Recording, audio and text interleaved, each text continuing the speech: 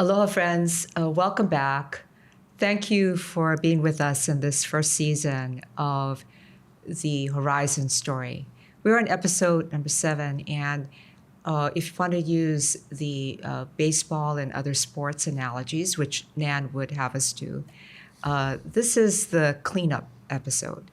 And so here we are, myself, along with Naʻalehu Anthony and Nan Stoops, to bring us home and to actually allow for the various ways in which the inquiries that have been made along the way may still need to land, as well as other questions that have come to us from folks.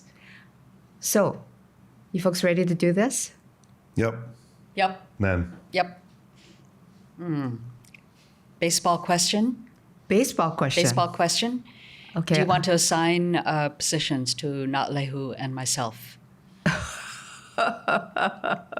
Okay. Shortstop. Pitcher. Oh, okay. Well, I would say that one of you is a pitcher and the other is a coach. And you can arm wrestle for which one you want to be. No. No? Arm wrestle with this one? No.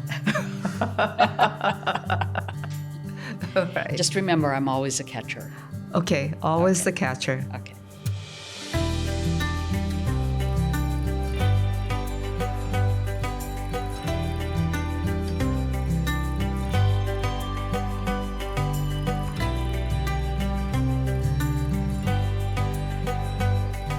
Okay, seriously now, or unseriously, what kind of questions do you have for me? Yeah. So Norma, first of all, thank you for making the time for this last episode in the season.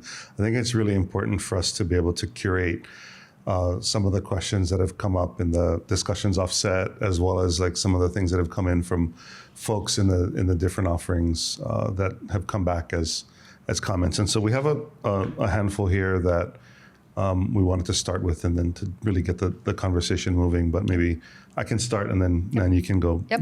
You know, in episode 1, you talked about the systems of collapse and commented that you're telling viewers to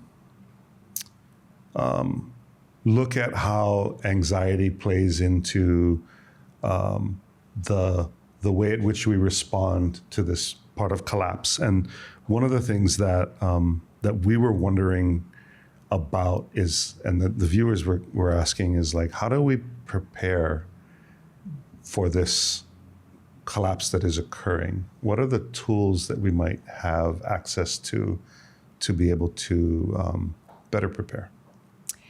Well, I would say, well, first of all, there's some very practical things, right? So I remember back in the day, and this was like, well before it was evident that collapse would be at a full-scale level, okay? So when my teacher was still alive, a thing that he said to us, are your affairs in order? Okay? And what he meant is that there are like a lot of things that we just put off and we put off and we put off, and that because we put them off and they're not in order, that it's like a thing that has not been done, and then therefore you don't have the space and the time to do other things. You think you've put them off in order for you to be able to do whatever it is you're doing, but if they're not in order, then inevitably somebody else is going to have to take care of it. Right. Okay. Right. So he said, it's like what you said, right? It's like before you go to sea, right? So before you go on a long voyage, you want to make sure that everything on land has been taken care of, right? It's like Right. good. And if it's good, then you're not going to carry that worry with you. Right. Right. And so to relieve ourselves of anxiety, it's really about like, are my things in order? Are the things that need to be taken care of either taken care of or are given over to someone else's responsibility to take care of, right? Which is why it's useful not to, even for myself, I live in a very small household. There's myself and my sister. I'm not going to count the cats in the census at this point because they do very little lift in terms of what our household needs. But what that means is there are some things that my sister and I are not able to do by ourselves. And so therefore, there are other people that need to be in our extended family who would be able to do that for us. And they cannot know whether they are going to be doing it for us if we haven't had conversation about that. Sure. Right? Sure. Okay.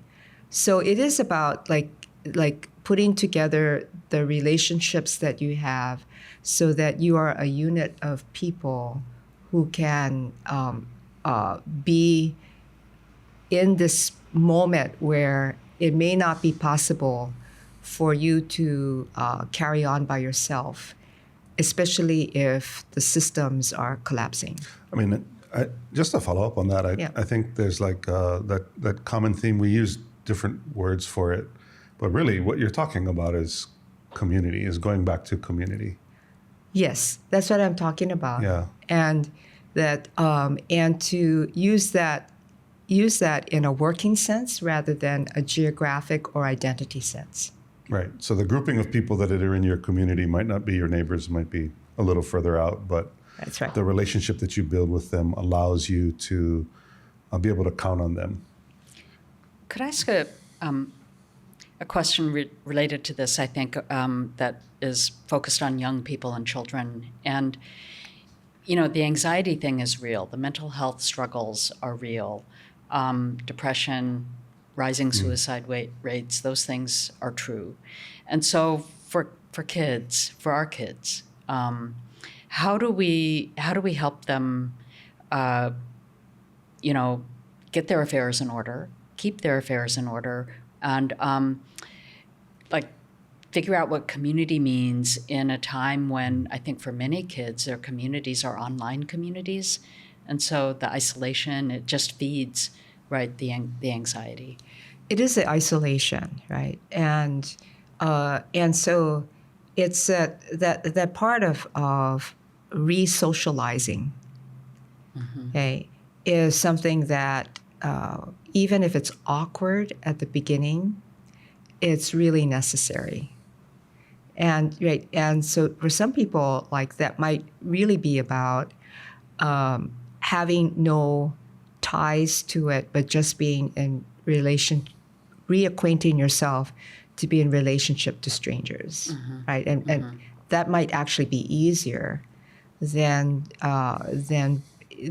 putting together a specific bond, with a given person, right? But it's like really just, can you make eye contact with someone? That would be appropriate. Yeah. Okay. Yeah. Right. Yeah. I mean, literally small things matter. I am reading though accounts where young people are essentially beginning to move away from, right? Like flip phones are again taking hold. Yay, flip phones! I never went to the smartphone, right? Okay, but You're such a trendsetter. I'm such a trendsetter. Who knew? Right? Came all the way back around. Yeah, Came all the way yeah. back around. Yeah. Meanwhile, Norma is there. Steady as she goes. Steady as you go, right? But it's that it will be awkward. What we have to do is to be willing to be in the awkward stage of reestablishing relationship with other beings, and not have a notion that it has to be a particular way, right? Particular way.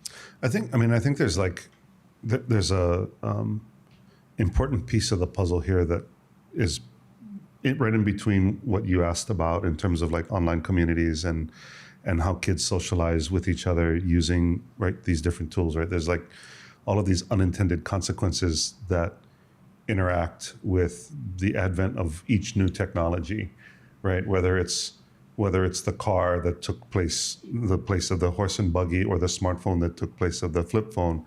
There's all these great things that come from it, but there's also these new pieces of the puzzle that we have to try to account for.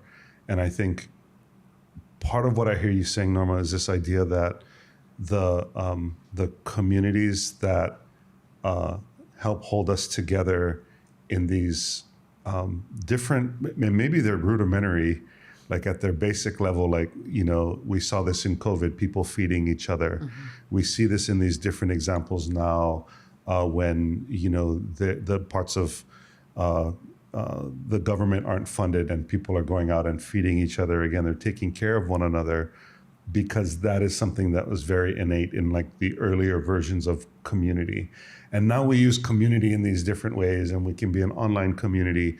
But at the core of it is like, to me, is like the trust, right? Is the trust relationship in each other that that there's actual care and aloha in ways that allow then for the rest of the parts of the relationships to build. But without that core trust quotient, which can be lost in the online community, can be lost in these other ways at which folks behave, then you can't build the rest of it.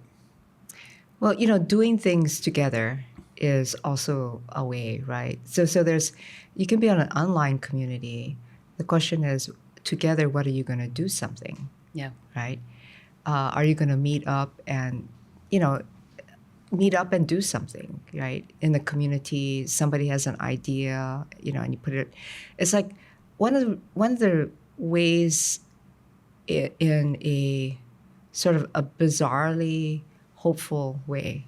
Okay, this is bizarrely hopeful for me. Is how many people show up for No King's Day. Okay, right, and also the atmosphere that they create when they come together. What is bizarre about it to you? What was bizarre is that we had to wait essentially for something to be in opposition to in order to show up for each other. Okay, right? I mean, right? It's to me, that's it's a thing. Okay. Or maybe we needed, we needed a reminder.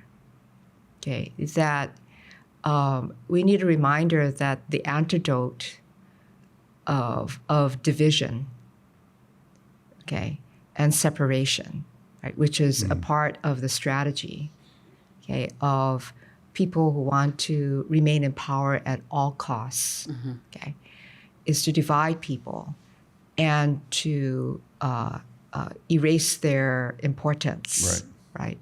And that the antidote to that really is to show up and to show up for each other and to show up in ways that show everyone, including ourselves, right, that we actually want to do it. And you cannot say you want to do something if you are always in an angry mode. Okay, it's almost impossible to do that, right? And so it's like the joyous aspect of these rallies that have occurred has been very hopeful. Yeah, well, and I think it's also very interesting to acknowledge that by virtue of these large lift events that you see people who come together who call out what parts of the community they stick to that you maybe wouldn't have known otherwise.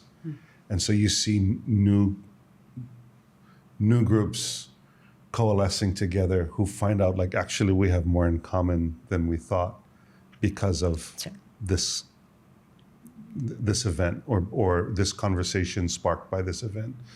And I think like that's one of the really important pieces of the puzzle when we're talking about how isolated, to your point earlier, that we see some of these communities, right? It's like, how is it that we can get out and actually figure out what we're for and what's in common? You also see people actually coming to these things not as individuals, right? So they'll call up a friend. Yeah. Right? Yep. They'll go with coworkers. Right. They'll meet people there. Right. They go and they find someone that they didn't know about before, and over the course of the day, right? It's like so. I think what we'd say is that certainly want to be in the work of just going from one big event to another big event, and so there's all the in-between space. But what these big events do show us is that the human potential sits in the commons. It sits with many people coming together, believing that we can do better. Yeah. And that we are better, and that's why we're showing up. Yeah, and maybe there's a piece of this that is important to note as well, right? This comes in as another question, and they said, well, we are living in dangerous times when so many community members are being threatened or attacked. How do we interrupt the othering without dismissing the fear? What is the balance that is needed there?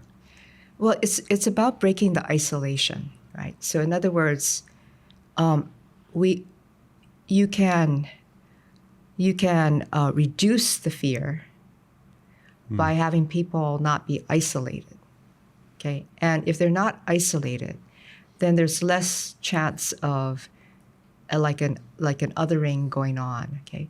But there's like all kinds of othering that can happen. So the first othering that you want to interrupt is your own othering. In other words, I can't stop someone else from othering, but can I stop my own othering? Would be like the first place that I'm going to interrupt, right? And to do that, I've got to take myself out of the slogans, the endless influencers that are essentially, dropping this and dropping that. I'm just wondering, like, what influencers show up on your flip phone that you have to guard yourself against? Okay. I think you did a pretty good job, like, technology-wise, but Yeah. I would be curious, like, when you say, like, we all have to interrupt our othering, like, give me an example of, like, how you other. Okay. Or how you've had to interrupt it. Sure, right. there's you because of your smartphone. That's right. That's a good point. I have no judgment of other people's use of technology, right? And it doesn't influence my use of technology. That's not true. Is that really true? That's not true. I'm calling it out. Okay, all right. When we're all in the room together and there's people on their smartphone, you will call it out. That is judgment. Yes, that's right. That's right. So the moment I have judgment about something, then I've entered the realm of othering. Now, how far down that road do I end up traveling? Right. Okay, and so the first thing I have to do is to understand that what I have judgment, and I got to pull myself out of the judgment and go back into observation mode. Okay. Can you say that again? Okay, but sometimes your observations do come across as a judgment, right? Like No, if right, you say, no. That's not saying, like, she's talking about me. There's 50 people in the room, but she's talking about me. I know it. Is that judging yourself? Or is that Norma judging you? I mean, that's the whole thing I think about othering also, is that for many people, their identities are actually deeply tied to a sense of being othered, right? That I am an other. In whatever way I might be an other. Yes, okay. Whether it's as a female, as a Korean person, as, a gay person, the many ways that I might a Japanese be man. othered. A Japanese man. Oh, okay. We won't this tell is your that story. podcast, not mine. Okay. But that people's identities so much defined by the othering, and then actually becoming attached to that. And so how to detach from that in a way that fits within this notion of human quotient, right? Okay. So so am I just a sum collection of my identities? Okay. Right? Am I just a sum? Am I just a collection of my identities? And on top of that, do I require other people to recognize those identities for my own self-worth? Okay. If I require other people to acknowledge my identities for my own self-worth, I'm already going to be at a disadvantage. Okay. Rather than being fully into my worthiness, irrespective of whatever it is other people think or say. Okay? All right? And everybody needs a community of people who will affirm them, right? You need that. Sure. Okay? So, but the notion, right, that it's not right to not identify someone also then it creates like all of these alleys and byways where multiple othering can occur, including like when you say, I am this, are you saying that someone who is not this is not me or my people, right? It's like, right? It's like your identity could be your power, but understand that then you are essentially building a moat. Okay. I think this is a really big thing.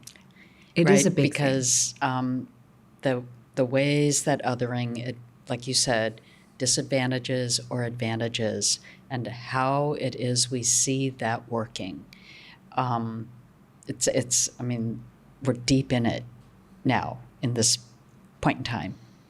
We are very deep into this point Yeah. in time, right? Very deep into this point in time. It's like that, and I think it's useful to start with like, well, if I were to like unravel all the many identities that I am, then a thing that I would need to acknowledge is that I am not any one of those. Right? I am actually a combination of many descriptions. Okay, and sometimes those descriptions, something is greater or lesser, more prominent or less prominent, or all those other kinds of things. Certainly, at some point, all of us cannot say we are the young people. Right? Shucks. I think though, Norma, like the part here that we're really kind of leading towards is that there is a speed at which it's occurring that we have not seen in history before because of these pieces of technology that persist.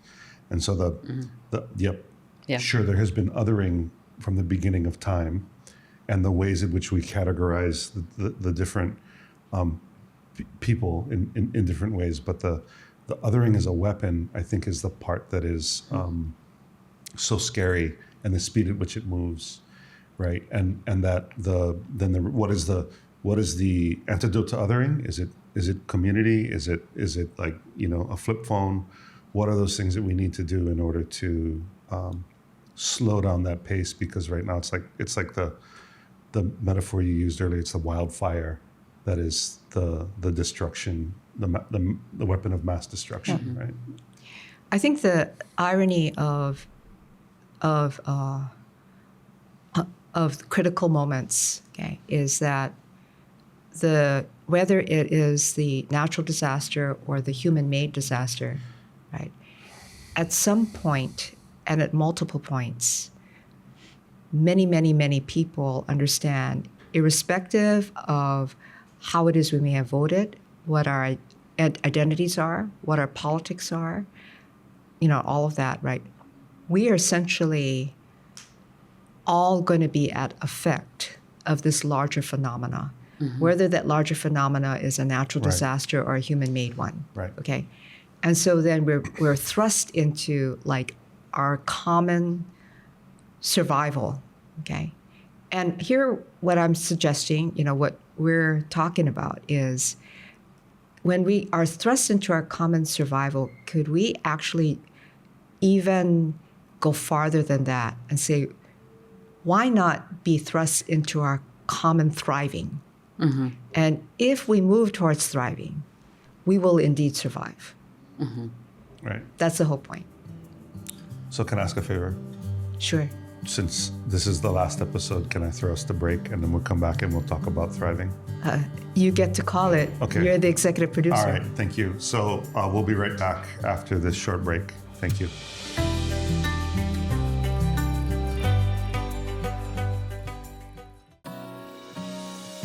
What to do when no thing works.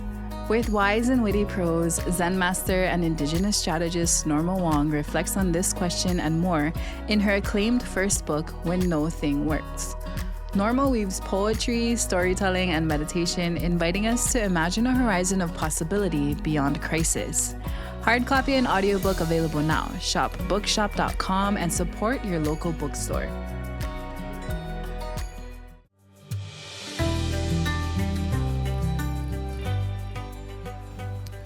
Welcome back to the Horizon Podcast. Thank you for allowing me the outro and then the intro, Norma. Oh, absolutely. Thank you.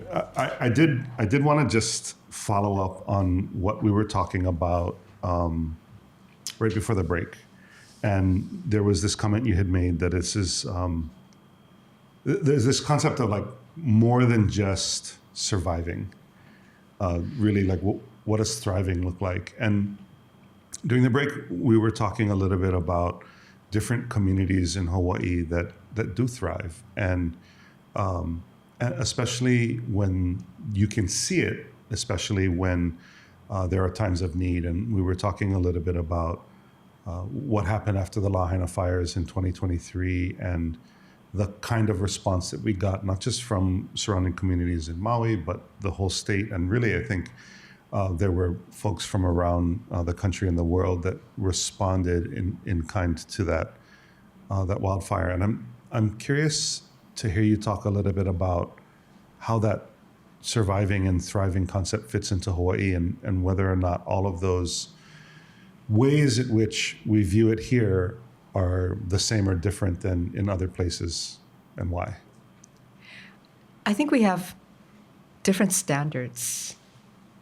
You know, I used to say we have different values, but I don't think that that's correct.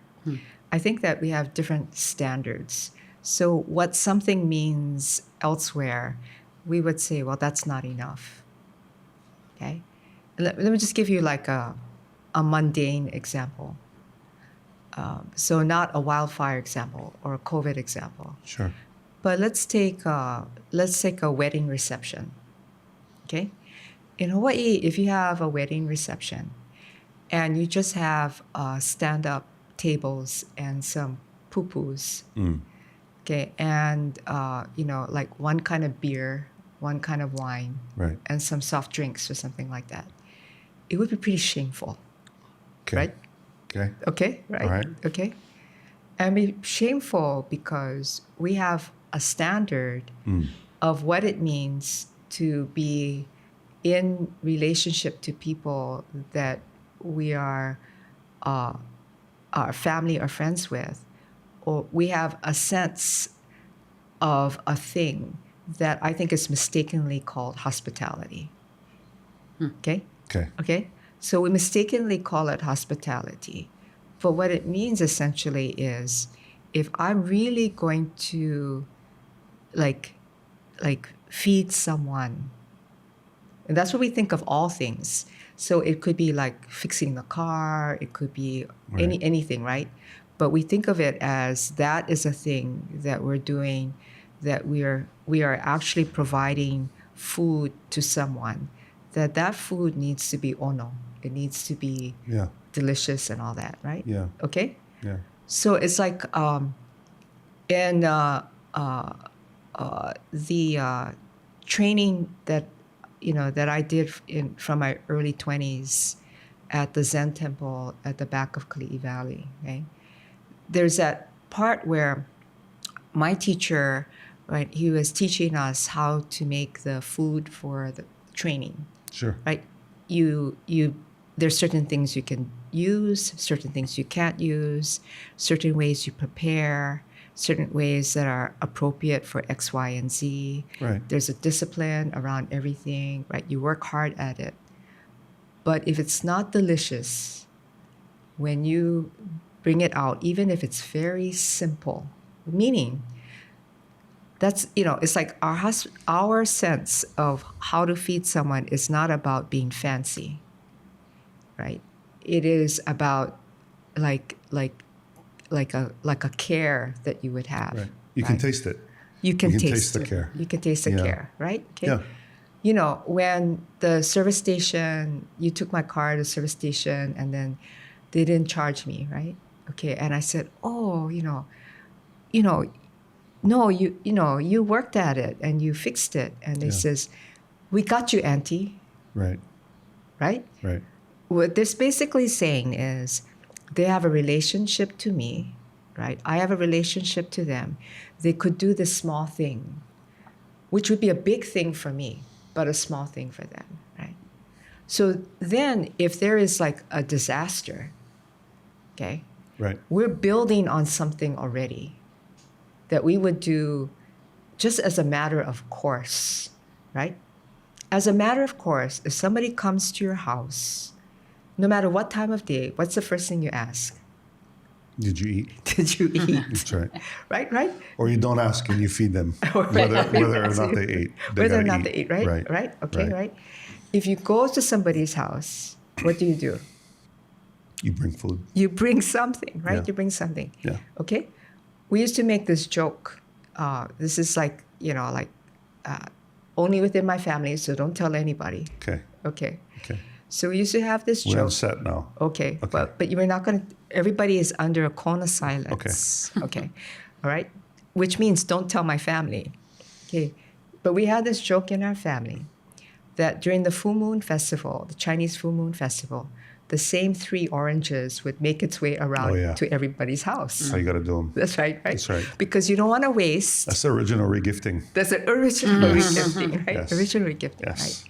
But that's about a standard, not just a value, right? It's about a standard that sits within the value. Right. So then when we come into like a full-blown disaster, like a wildfire, of course, we have to arise and help whatever way we can, because those are people that we have relationship with, even if we don't know the name of a single person. They're people who live in the same place we do. They are us, and we must arise to that. And so the first boats incoming into Lahaina, right, were from Molokai, and that's the only way that those items would have been able to make it over so fast, right?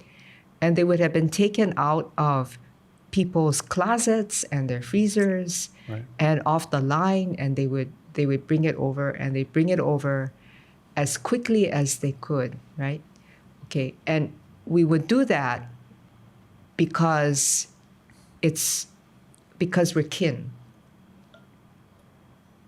Okay. Which leads me into the next thing, but I want to give Nan a chance It's to okay. Go ahead. ask a question. It's okay.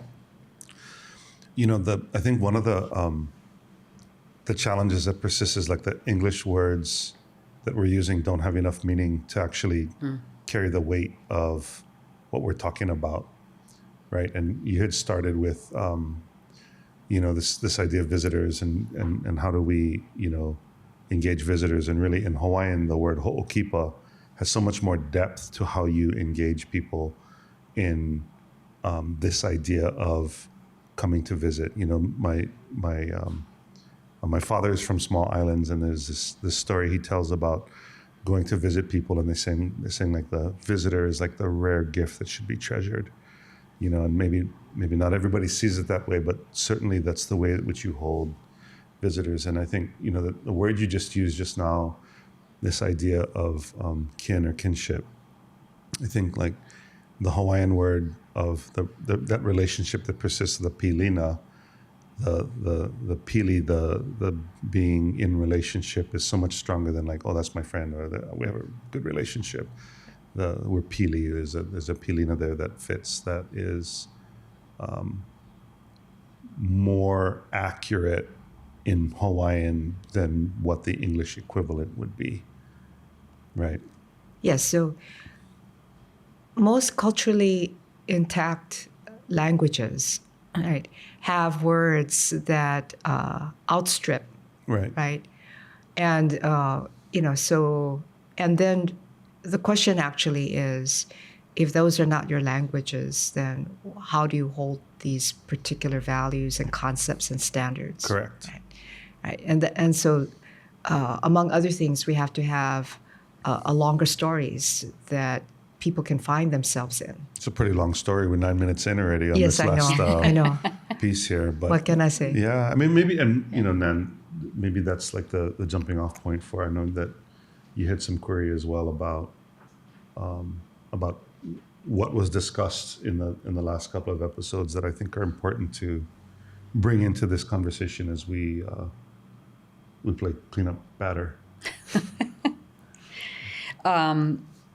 Yeah, I kind of don't want to change subject so quickly, but I've just been thinking about here we are, 2026.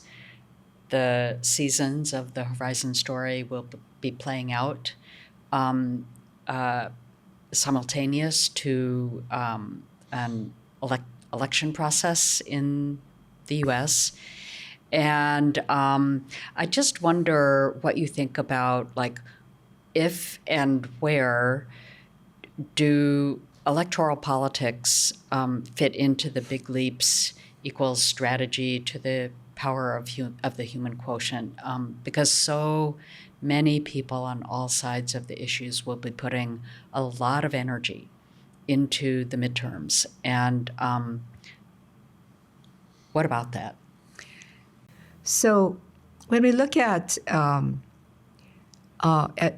politics and political timetables, right, what they are is they are markers of human activity, each of which are eventful, okay, but that we have to understand are only going to be able to deliver a portion of what it is we need in the short run. Okay? Okay. So we have to approach it both with total participation, but not with the blind hope. Okay? Yeah. Right. So there's a combination of Not the end game. It's not the end game, Yeah. right? But it is a game that cannot be ignored. Okay. Okay. So there's like a wide-eyed view, right? Eyes wide open kind of a stance that we need to have around this. And then we need to make as wise choices as may be possible given the choices that we have. Not, the worst, the best of the worst, basically. Okay. And I would say that may or may not be in the location that you're at. But all across the country, right, we see people, in spite of odds, in spite of what it means to be a person who puts themselves out into the political arena these days, who have a dream, a desire, and who are good humans. Okay, and to me, those are like the combination I'm looking for, right? Okay. So they have to have a hunger not just for the power. They have to have a hunger to be able to overcome challenges and odds, to do the best that they can do. And we have to make the inquiry of them, what it is that they would do, right?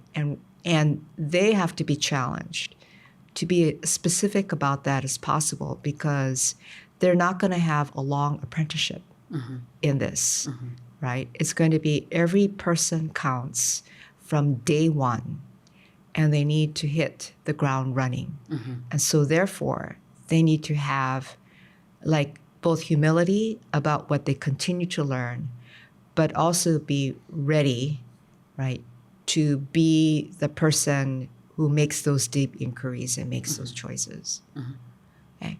So we all have to play as if it matters, But understand, there's no letting up through that process and the day after. The electoral process is not going to be that which solves all the problems that we have because we're in full systems collapse. Okay? And because even with the best of leaders that we have, the problems that we face, that the earth faces, okay, are so large and complex and intertwined with each other. And we have so much catch up to do along that front, okay, that even the best leaders in the best systems will struggle. And so therefore, on a parallel track, we have to be doing the work that lays down the track as we go. Okay. The eyes wide open? Eyes wide open. Eyes wide open. So literally, eyes wide open could be a tiring thing in and of itself, like literally, to keep one's eyes wide open. So when can we rest our eyes? How can we do that and still be attentive? Well, by doing this, eyes wide open in a dignified stance, rather than eyes wide open. Okay? I mean, like there's a difference in how you hold the stance of eyes wide open. Okay? Eyes wide open also means that my eyes tell me when it is that I should rest, and the cycle of rest is the cycle of the earth's rest every day. The earth, right? A portion of the earth is always awake, and a portion of the earth, right, goes to sleep when the cycle comes through, and that should be our rhythm as well. Yeah. I think she was talking to me. Put your iPhone down. Go to sleep. Your iPhone put itself to sleep. It did. Yeah. Yep. Well, maybe we can take another short break and come back and wrap up this season. All right, let's do it. Okay, thanks Thanks so much. We'll be right back.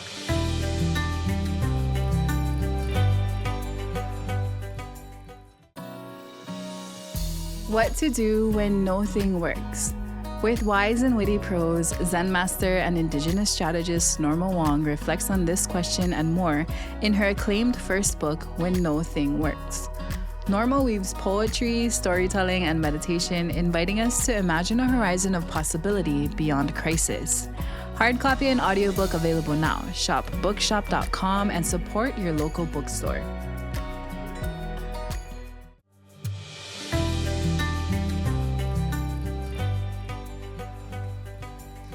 Hello, friends. We're back from a break. I have Naʻalehu and Nan here, who are helping us bring this whole season to a close by this episode that's essentially just about questions.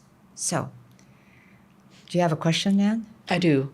So, way back at the beginning of the season, you said, "Let's get to work," and it really made me think about this thing that I heard you say. I can't remember when, I can't remember where it was, but it has really stuck with me. And you said, "The conscious evolution of the human race is ours to create."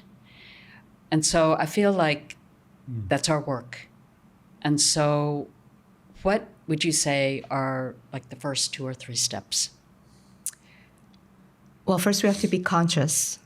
In other words, right? We have to have our eyes wide open to all the things that are happening, and to understand that all the things that are happening are real, but this does not have to be the world that we are objects in or succumb to, right? So we have to be conscious of the world, but also conscious of our own possibility and desire. The second is we have to actually choose to be human and to choose humanity over other things, right? Choose humanity over greed. Choose humanity over a success that we might have, a dream that we might have that would be at the detriment to other people, right? We have to choose community as being a part of who it is that we are, that we're our successes in life are inseparable.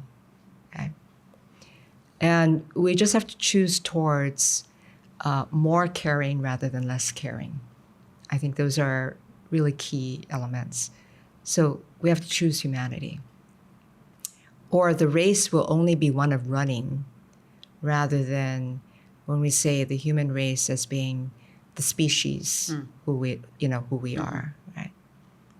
And then in order to create, we have to be open to the curiosity of what is possible and not just chase down the alleyways of, well, we can do this one thing because it's not possible for us to do the other thing, right? And so there's like an openness and a daring that are necessary. Creation cannot occur if it is filled with just all of the things that have already been done. Okay? And I certainly, right, have benefited from living in a place where small things get created all the time. A simple flower lei has multiplied into thousands of different ways in which a little bit of living matter, whether it's flowers or leaves or whatever, right, are put together in ways that can be made and given and sold and traded and cherished, like a small thing like that. Right? We learn creation from small things, and we bring that capacity into really big things. Okay. So, Thank you for that. It's a beautiful way to contemplate what the creation part of this is. And I think all of that is no small order as well. And I wanted to ask a follow-up about the humanity piece. It feels like in some respects, and certainly in other parts of the globe more than others, the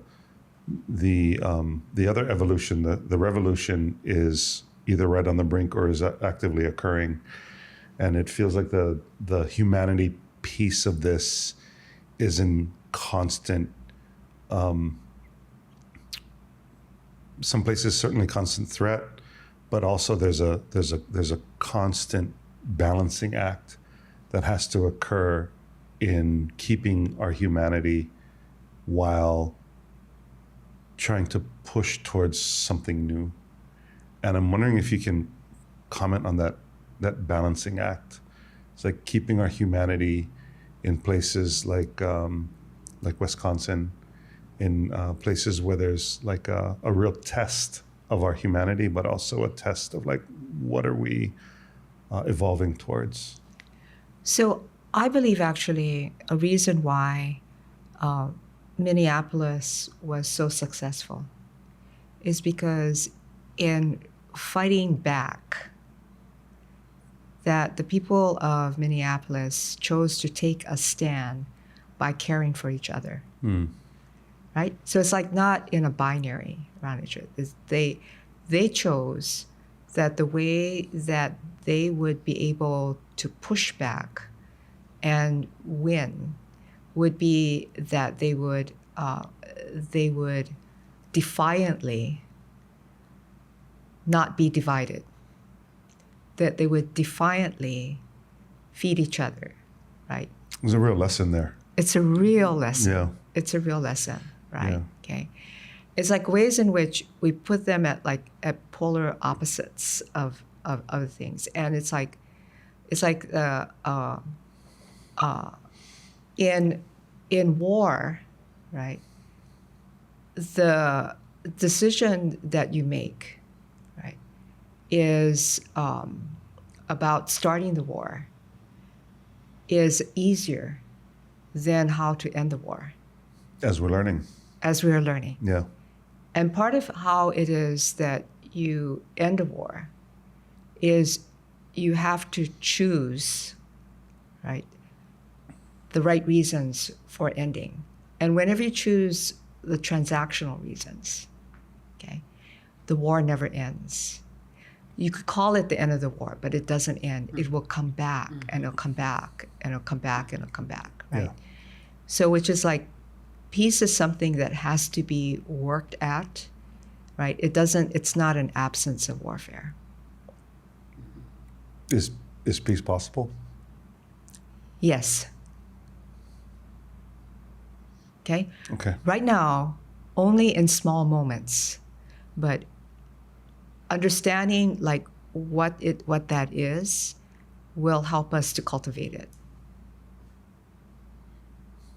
Thank you. That's really important. Thank you.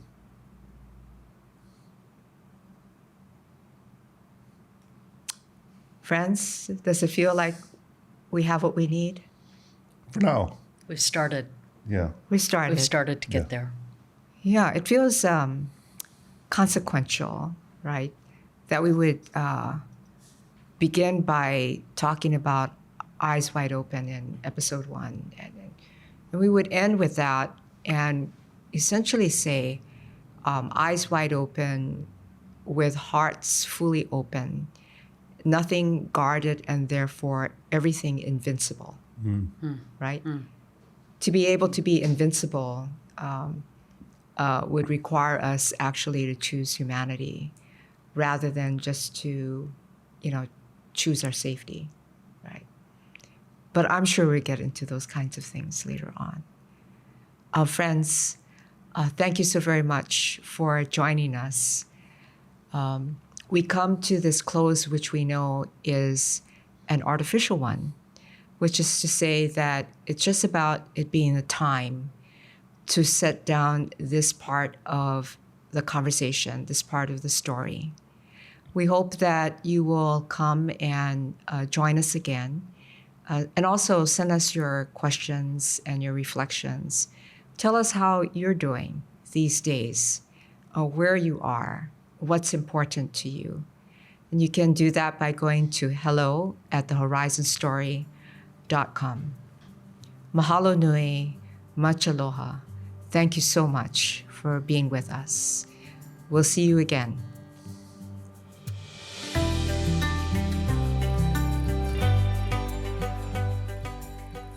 The Horizon Story podcast was produced by Sarah Demarest de Rivera and Bryson Ho, hosted and written by me, Executive Producer Naʻalehu Anthony, Associate Producer Scott Nine, featuring Nan Stoops.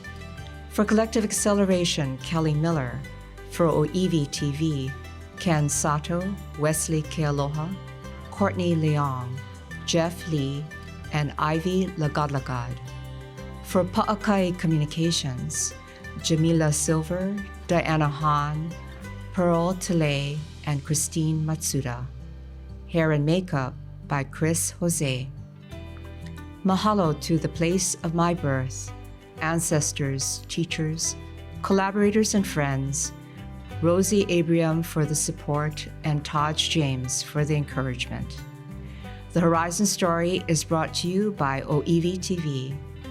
Copyright held by Collective Acceleration. Follow us on social at The Horizon Story. Questions to hello@thehorizonstory.com. Visit us where you find your favorite podcasts or at thehorizonstory.com.